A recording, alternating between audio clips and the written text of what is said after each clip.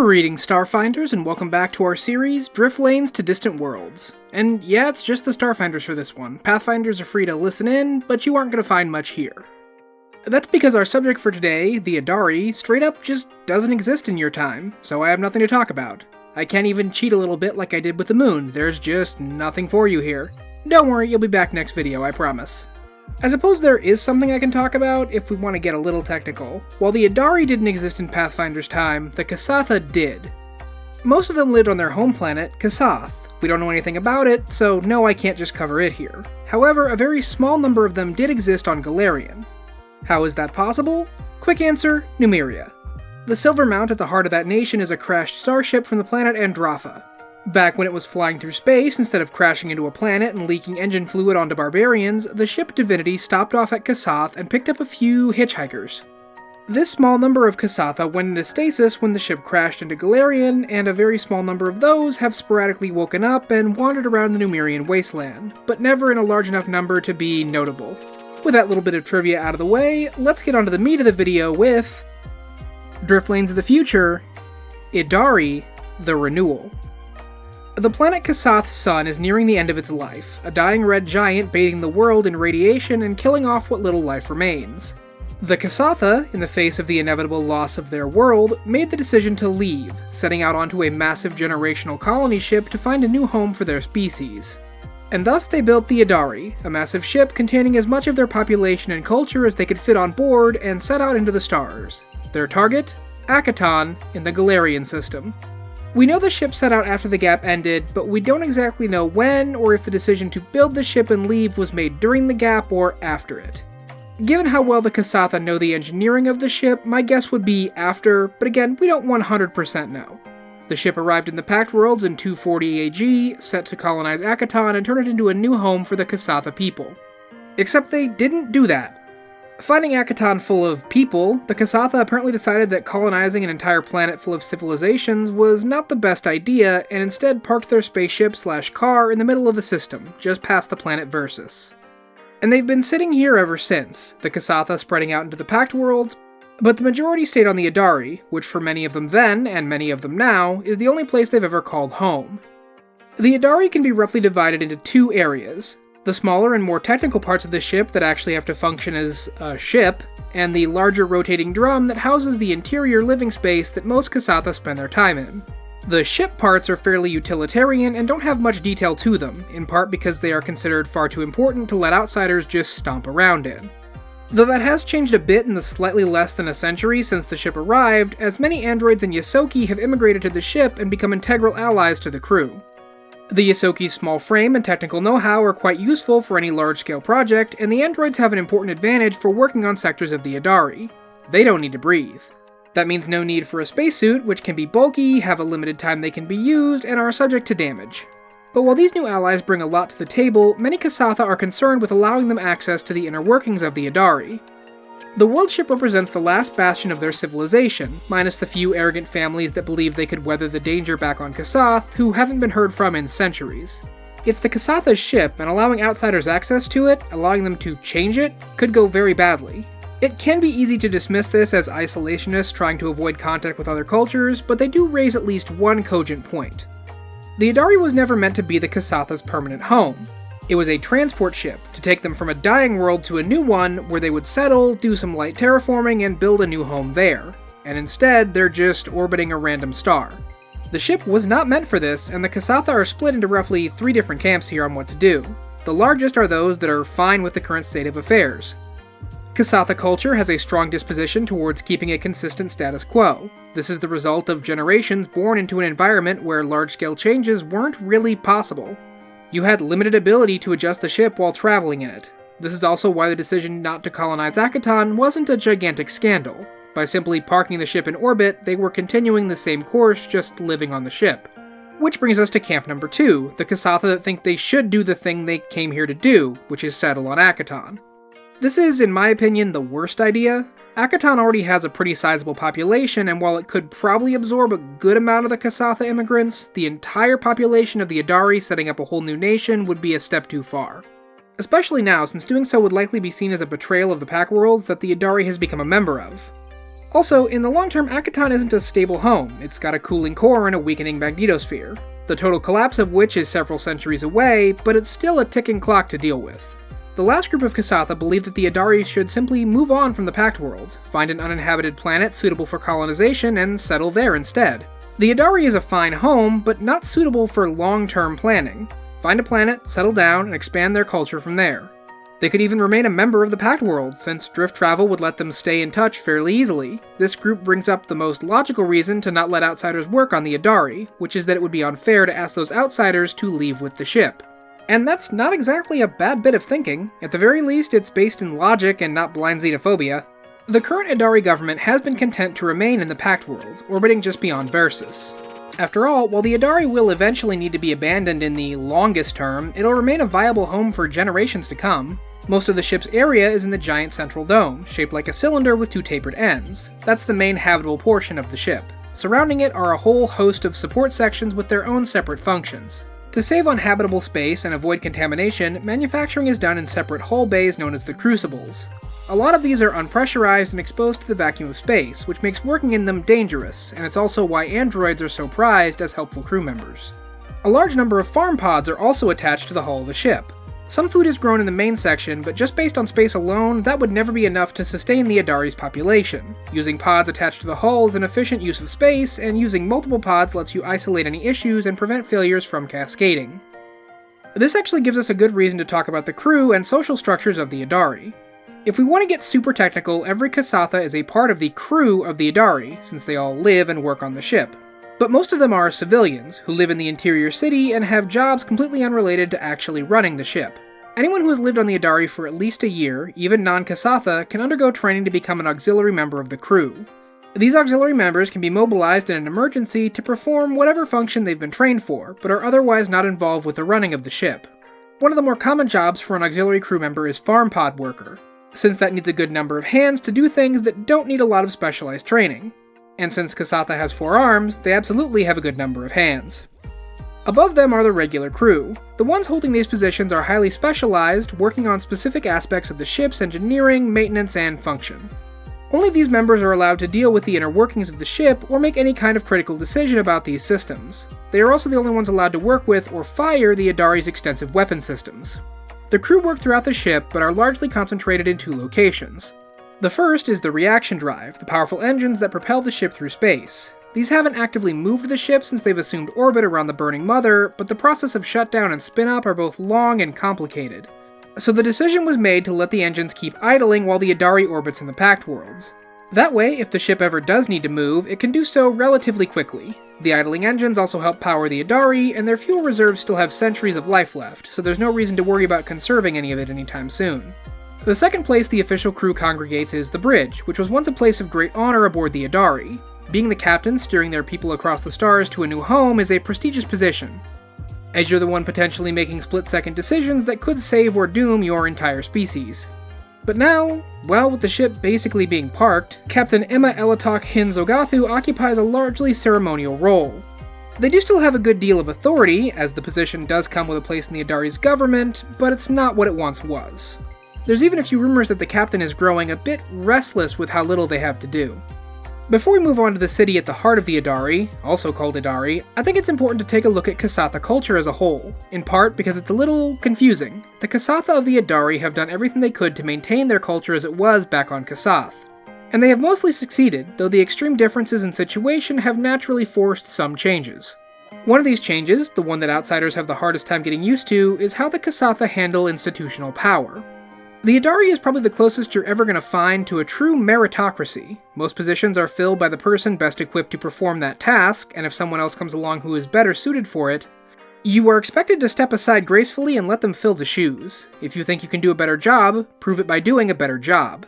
To those unfamiliar with this way of doing things, it can seem like leaders simply step aside without a fight. What is actually happening is a lot more nuanced. Building a reputation in Kasatha society is done not through open declarations and posturing, but through subtle insinuation and whisper campaigns. By the time someone hears even a word of doubt about their capabilities, it means that most of the damage is already done. It's not that a Kasatha won't fight back to keep their position, it's more that an outsider doesn't properly recognize why someone is surrendering at all. Think of it like a chess grandmaster surrendering after a move that to an amateur seems like nothing. The master understands that their opponent has got everything lined up, and finishing the match is mostly just wasting time. Everyone knows how it ends, and if you wanted to stop it, your best chance was 12 moves ago, when you had the pieces to make the attempt. This is less true at the highest and most entrenched positions, because isn't it always, but it's broadly true enough throughout the Idari. The leaders of the Idari are called the Doyens, forming the Doyenate. Some Doyens are high-ranking members of the bridge crew, like the captain and the chief engineer, while others are more civil positions, like the head of ecology or agriculture. The shift to a more stationary home in the Pact World has shifted the balance of power among the Doyens, as the ones responsible for maintaining peace during a perilous journey are now less important compared to the positions that help connect the Adari to the rest of the Pact Worlds. This shift has also caused younger Kasatha to question just how often certain Doyen offices seem to rotate between influential families, and begin to wonder if some of their merits might be a little exaggerated.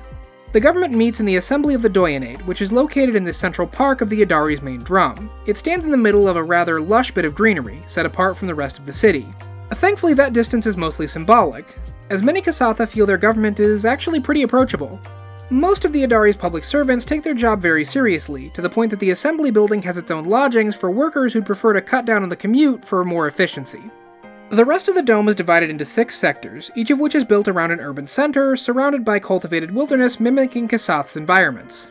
All the sectors have their own purpose and feel to them, catering to a specific aspect of Kasatha culture. Next to the Assembly of the Doyenate is the Lake of Memories, a pristine body of water that holds the Pillar of the Homeworld, a memorial erected by the Kasathas who had lived their entire lives on the Adari. Having only seen their homeworld through pictures, videos, and other images, they built this to placate the strange sense of homesickness for a world they never knew and will never know. Though originally constructed with Kasatha in mind, the pillar is open to anyone visiting the Adari, who are just as soothed by the subtle magic of the pillar as anyone else. The assembly is surrounded by cultivated natural spaces. Directly south is the most wild area on the Adari, the jungle of Kusad. While the rest of the Adari's forested areas are temperate, this is a slice of humid rainforest. Full of dangerous predators and toxic plant life, the jungle is not a safe place for the average citizen. But that doesn't stop some Kasatha clans from offering regular tours through the place. The nearby sector of Gesalad actually looks more like a park than a city sector, because most of the dwellings are found underground. The above-ground sections are devoted to preserving the knowledge of Kasatha. The Garden of all Kasatha is dedicated to preserving every plant species from the Kasatha homeworld, while the Museum of Ancestral Technology keeps the tools and techniques of their people alive through hands-on exhibits.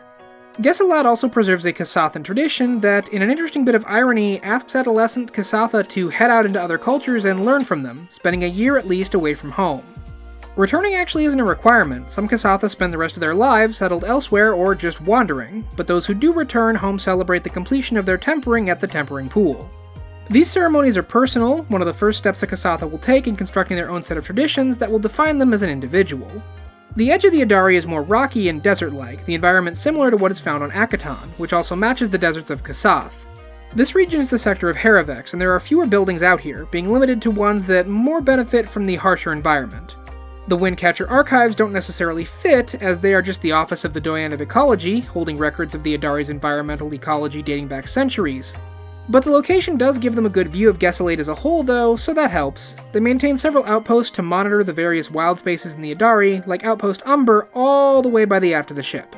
The Proving Pits are more of what you'd expect out here, being the biggest and best training center for the Kasatha military. Kasathan fighting styles are more melee-focused than most you'll find in the future, and the Proving Pits keep that focus up. Though many also mix in ranged weapons in their other hands, or more commonly, the esoteric galactic energy powers of the Solarian. For that kind of training though, the Pradulex Monastery is a better option. The Kasatha brought the philosophy of the cycle that fuels the Solarian art to the Pact World, and the monastery produces some of the best practitioners in the galaxy. The Redoubt of Demoratosh also trains combatants, using the brutal tactics of the Conqueror. Though the god is generally associated with the Veskarium, he has worshippers all across the stars, and any of them are welcome here. You can learn a lot from the warrior priests if you're willing to pay in bruises. The last building in this area is the Complex, though I find it to be quite simple actually. It's closed. The Doyenate keeps the building locked tight, and no one knows what's inside except the Doyenate, who are very quiet on the matter and would like you to stop asking questions you don't need to know the answer to. Turning back to the more lush and verdant parts of the Adari, the Almalar is a large outdoor market area filled with lush gardens. Most visitors to the ship arrive via Hub Station 3, the elevator that leads from the ship's interior halls to the rest of the Adari. Because of the increased traffic, this particular station is the most used and the most guarded. Dozens of rivers crisscross the outland markets, the area with the most non-Kasatha in the Idari. The other species of the Pact Worlds live, work, and do business here, doing their best to understand and integrate into sometimes inscrutable Kasatha society. For the Kasatha living here, Paradise Village is the main draw, acting as what you might call a vacation destination for people that live on the ship. The Idari's largest water reservoir is located between Almalar and Mesakand, which supplies the plants in both areas. Unlike the gardens of Almalar, Mesakand uses the water for farming. As we talked about earlier, most of the large-scale farming is done elsewhere, but the Kasatha preserve the more traditional farming methods of their people in the vat farms here. The hydroponics towers grow the more experimental foodstuffs, while also doubling as a residence for the people working here. All this food is funneled into the culinarium, where genetic engineers and gourmet chefs work together to concoct the most startling flavor combinations in the Pact Worlds. Every 4 months, people from all over are invited to a lavish banquet meant to show off these creations, presumably for the benefit of a Kasathan tire manufacturer.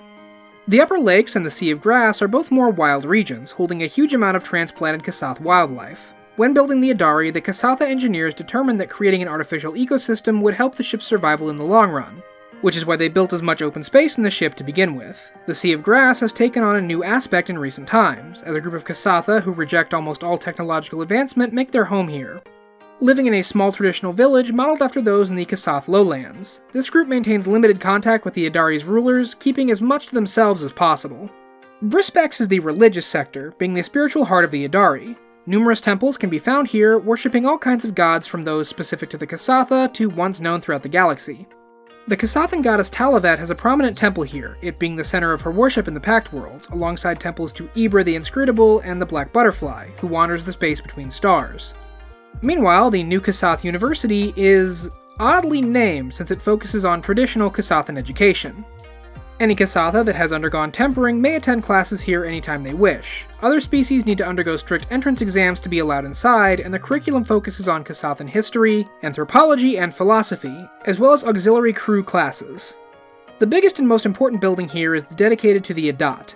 The Sholar Adat building is the heart of this rite, which preserves a Kasatha's expertise and knowledge. Preserve is a key word here, as the Adat is not a library or museum or traditional archive.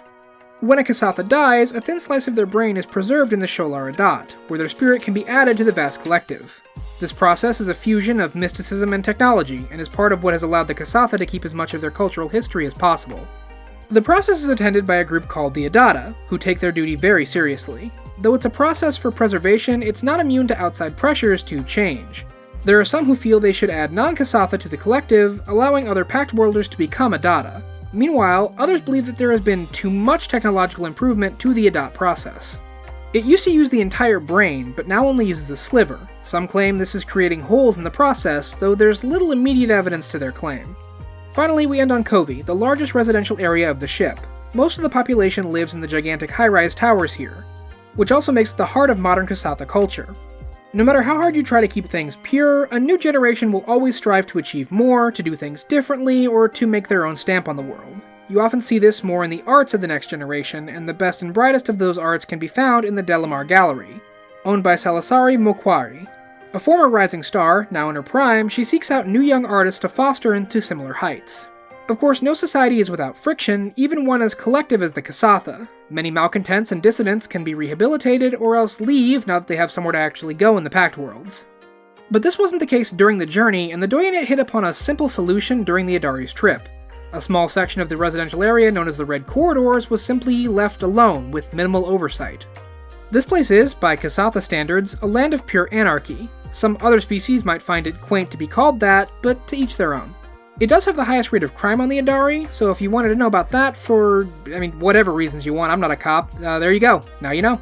Change is something weirdly new to the Adari. They spent centuries traveling through the void of space, their population making constant compromise for the promise of survival in a new home.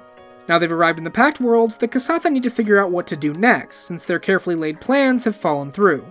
Recent events have convinced the Doyenet that, while the Pact Worlds are good allies, it's time to move on and find a new home. The Adari will need years to make ready to leave again, but all the Kasatha in the Pact Worlds now face a choice. Stay in the system they call home, or go with their people as they set out once more into the stars. And that's the Adari. A shorter one, but no less dense. The ship has a lot in common with Absalom Station, but its mobile nature gives it a very different vibe. Absalom Station is also a little more familiar, being built with humans in mind, if not exclusively by them. The Kasatha are completely alien, and their culture and ships show that. Generation ships like this are more common in harder sci-fi, where the journey between stars isn't assisted by technology or sufficiently explained magic. I like adding one to Starfinder. It gives us a nice contrast to the kind of life you'll find in a drift ship that's kinda just bouncing around. Thank you so much for watching, Starfinders. Next time we're not actually going back to a planet. Not yet. You'll see what I mean when we get there. It's another fun one, I promise.